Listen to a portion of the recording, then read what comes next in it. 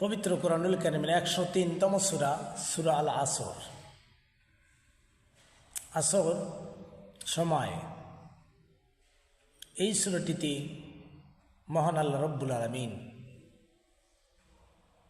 বান্দার কিছু বৈশিষ্ট্য তুলে ধরেছেন। হযরত ইমাম শাফি রহমতুল্লাহ আলাইহি বলেন, যদি কোনো বান্দা এই সূরাটি নিয়ে একটু চিন্তা ভাবনা করে দুনিয়াতে আমল করে, এটাই তার জন্য যথেষ্ট।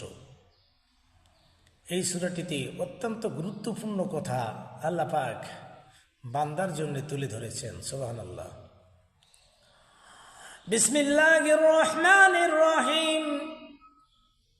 ওয়াল আসর ইন্নাল ইনসানা লাফিল খুসর ইল্লাল্লাযীনা আমানু ওয়া আমিলুস সালিহাত ওয়া তাওয়াসাউ বিল হাক্কি ওয়া তাওয়াসাউ বিস সবর। আল্লাহ পাক বলেন, ওয়াল আসর, মহাকালের শপথ, সময়ের শপথ, ইতিহাসের শপথ। আল্লাহ রব্বুল আলামিন নিজে এখানে শপথ করে বান্দাদেরকে বুঝাইতে চেয়েছেন, বোঝাচ্ছেন সময় কারো জন্য অপেক্ষা করে না। সময় কখনো আটকে থাকা জিনিস না। ইংলিশে বলা হয়েছে time state wait for none. সময় এবং স্রোত যেমন কারো জন্য অপেক্ষা করে না, সময়ও তেমনই কারো জন্যে অপেক্ষা করে না।